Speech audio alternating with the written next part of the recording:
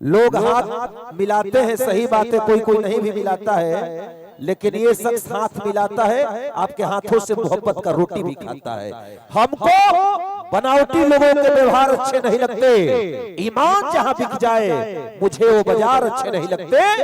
देश दुनिया में कहीं भी मंच लगाइए, लेकिन जिस मंच पे कल्लू नहीं हो वहां के त्योहार अच्छे नहीं लगते। और आप सरस्वती की साक्षात कृपा है, आप गॉड गिफ्ट है भोजपुरी के लिए। आस्था जी के बारे में मैंने जो बोला है वो हृदय से बोला है। ये अभी के समय में मां सरस्वती की कृपा से लोग राजनीति किए, लेकिन आपने गा करके साबित किया कि मंच पे राज कैसे किया जाता है। प्रियंका तिवारी का मैं बहुत बहुत स्वागत करता हूं। उसके बाद हमारी एक और तिवारी जी हैं, आपका भी स्वागत करता हूं। आइए भैया। थैंक यू बिक्की भैया। हमारे गुड्डू भैया भी इस मंच पे हैं, बड़े भाई हैं, लेकिन बिक्की भैया आज हमने किधर रोजे मिला था नहीं जाना, लेकिन आज आपसे कभी कभी मुलाकात होती है। बहुत अच्छा बोलते हैं। एगो हमारे फिल्म के ट्रेलर रिलीज भेल बा कुछ दिन पहले, जो नाम है आस्था जी भी बानी, ममता के छाव में। अगर आप लोग नहीं की देखल लोग तो काल यूट्यूब पे जरूर देखब लोग। बड़ी प्यारा माई बेटा के में कहानी बा और बहुत जल्द फिल्म रिलीज हुई।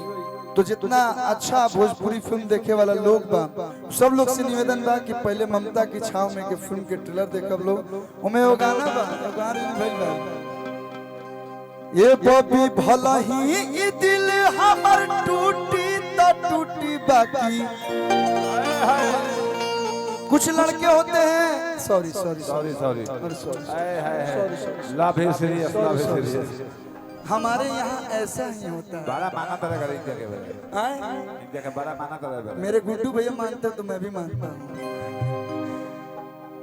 दो प्रकार भैया वगैरह, दो प्रकार के कुंवार, एजा दो प्रकार के प्रेम होला। एक बार दिल टूटल, लड़का रोवे लागल, गावे लागल, मैं अपन करियर बर्बाद कर लेलस। एक होला जोन हम करते हैं, जोन अभी हम गाई, ए बॉबी भला ही ई दिल हमर टूटी ता टूटी बाकी लईकी पटावल ना छी। हां भाई, काज प्रगति पर रखो। कितनों बार टूटेगा दिल, बना ही क्यों है, जोड़ने के लिए, जोड़ते रहिए, वर्क इन प्रोग्रेस। लेकिन भैया एगो गाना के फरमाइश आई बा कि एगो होता हट पिछवा से चूक राजा जी।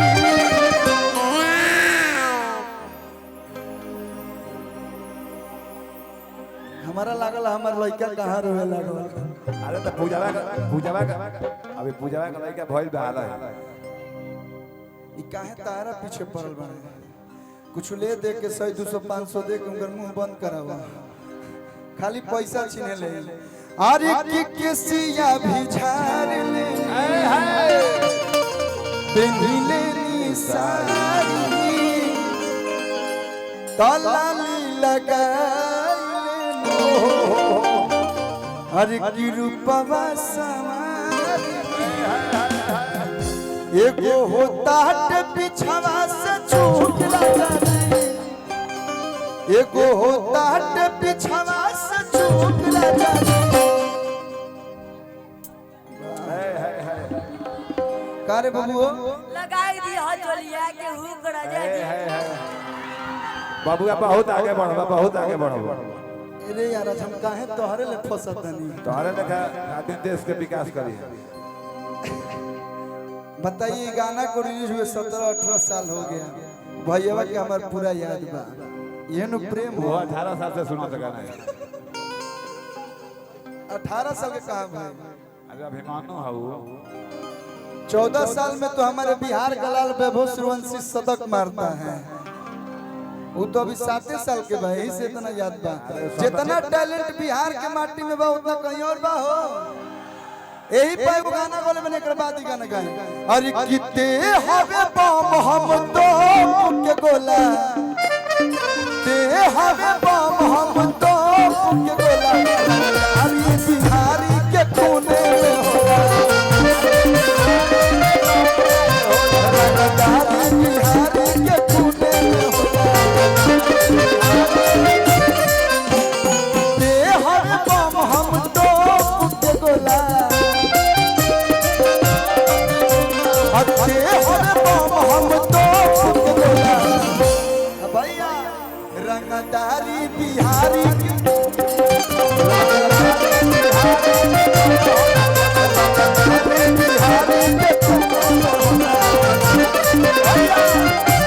गाना के भाव कहा रहा है कि एगो होता पिछावा से चूक राजा एगो होता पिछावा से चूक तो लगाई चलिया के हो राजा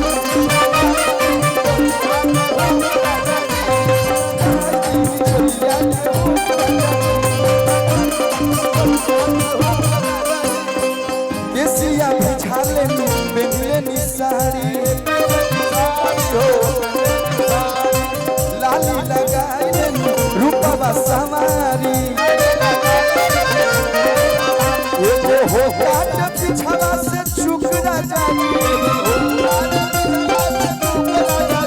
एगो होता पिछवा से चुक राजा लगाई दी तो लगाई दी चोलिया के हुक राजा लगाई दी चोलिया के हुक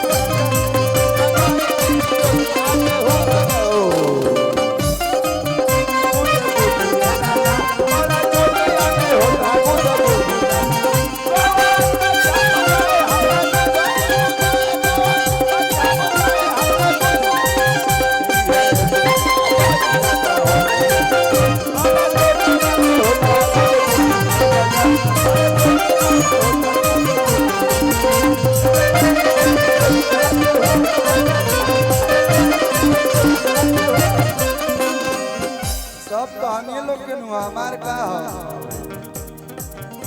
आप लोग अच्छा नहीं बजाते तो हम अच्छा नहीं गाते साउंड वाले भैया के जितना तारीफ कर जाए कम हो बहुत अच्छा आपके साउंड अच्छा नहीं गाएंगे तो हम लोग अच्छा नहीं बजा सकते गौतम साउंड नाम है एक बार जोरदार ताली गौतम साउंड के लिए आप लोग बजा सकते बहुत प्यारा साउंड है आपका को हम तारा जी आई पहिला सिलाई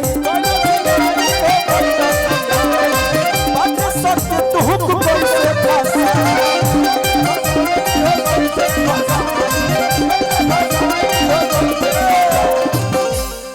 कमंदरा जिया अंशु दर्जी बताओ एक ऐसा ये सॉन्ग है कि मुझे कहना नहीं पड़ता है कि मतलब प्लीज अपने आप लोग जगह दे दे प्लीज कोऑपरेट मी हाँ जगह मिलने में पास जो भी थोड़ा सा आता ना हम इंग्लिश बोलते हैं सुबह तो हम इंग्लिश में गाना गाइते डेस्पासितो एगो नया वायरल भइल बा ता ता कुतु कुतु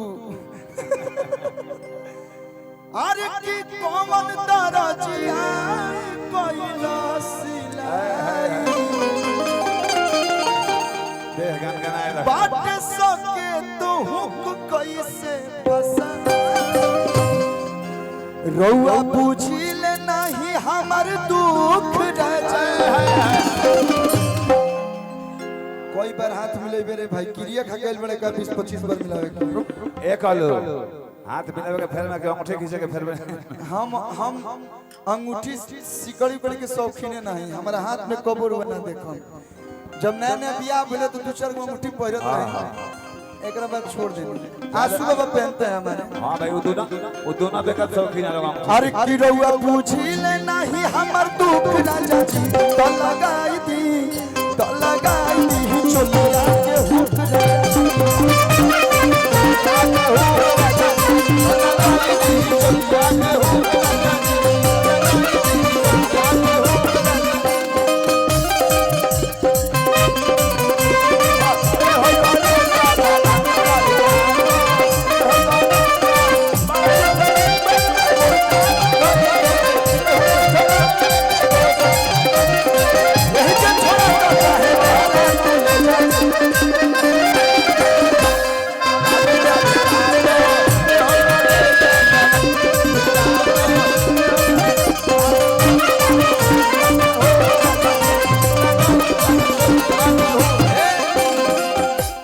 कि सैया शुभम जी गगसा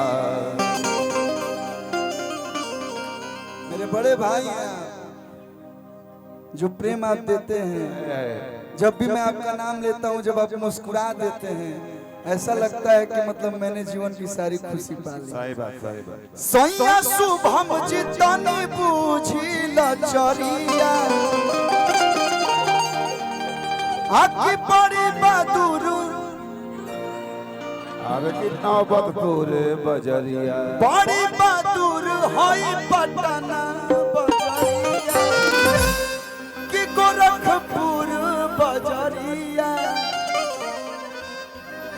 तेरी करब त गाड़ी जाई छूट राजा तेरी करब त गाड़ी जाई छूट राजा तो लगाई दी चुनिया के हुक्म